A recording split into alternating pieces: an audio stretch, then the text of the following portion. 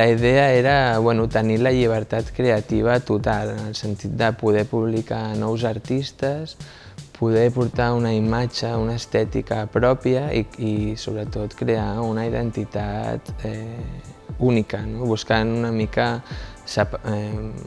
també per separar-me dels antics projectes que tenia. Modern Obscure Music neix amb la idea de ser un segell més vinculat a l'art que a la pròpia pista de ball o a l'escolta clàssica, com si diguéssim, de la música popular.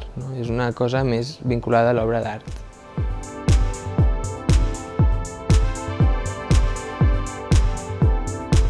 Fins ara hem treballat amb artistes nacionals i hem intentat que estiguin remesclats per artistes internacionals.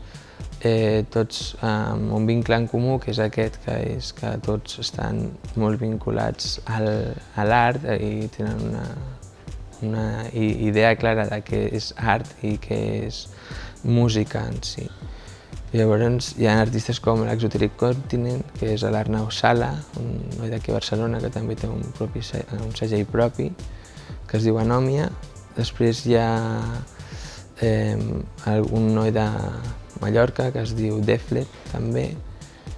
I també és la casa on jo publico la música i hem treballat amb artistes internacionals com Hieroglyphic Vein, que ara mateix és un dels noms més respectats dintre de l'entorn electrònic, com si diguéssim, molt vinculat al club, però també al museu, com si diguéssim. Les seves peces es consideren com obres d'art i està agafant com una dimensió que jo no havia vist en altres artistes.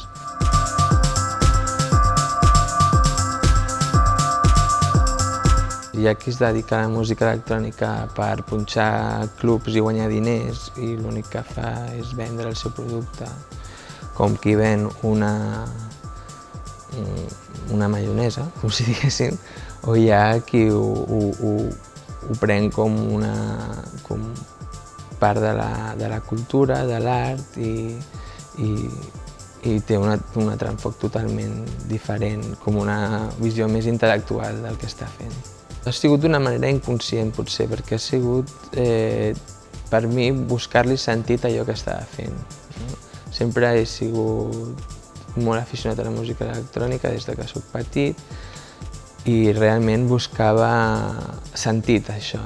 I a través de l'estudi a nivell acadèmic de la música li he trobat un sentit i em puc sentir més còmode en aquest àmbit, com si diguéssim.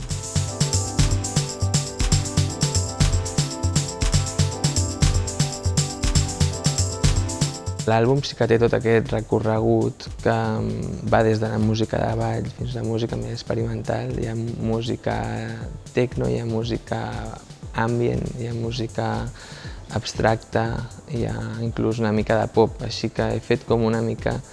He volgut representar tot el que abarca la discogràfica. Hi ha una mica de reivindicació i hi ha una mica, com et deia abans, de búsqueda, de saber d'on ve la música experimental, la música electrònica, de mirar els orígens. I també d'això ve el tema de Modern Obscure Music, que sintetitzat és MOM, i te'n vas cap a la mare, que també és l'origen de la vida, i allà és d'on hem partit, com si diguéssim.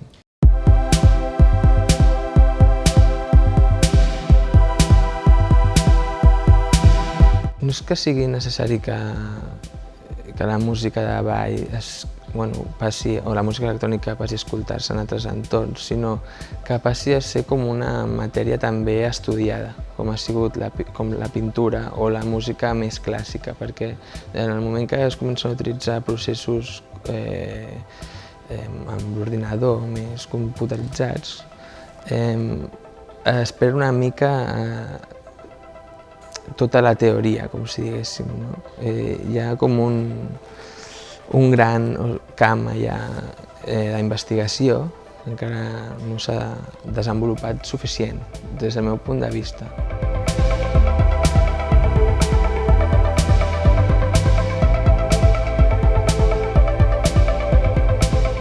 La residència que estic fent aquí al MACBA consisteix en les analogies entre arquitectura i música. La idea és simple, és això, buscar quina relació tenen aquests dos arts. Perquè fins ara havia estat estudiant les analogies que hi havia entre tots els arts, però el tema era massa gran i hem volgut sintetitzar i buscar centrar-nos en aquest tema només. La meva finalitat no és acabar fent una peça ni acabar fent una tesi, sinó la meva finalitat és investigar, com diu el mateix programa. I llavors, a partir d'aquí, puc sentir que m'estic enriquint i em pot ajudar en els altres projectes que tinc paral·lels.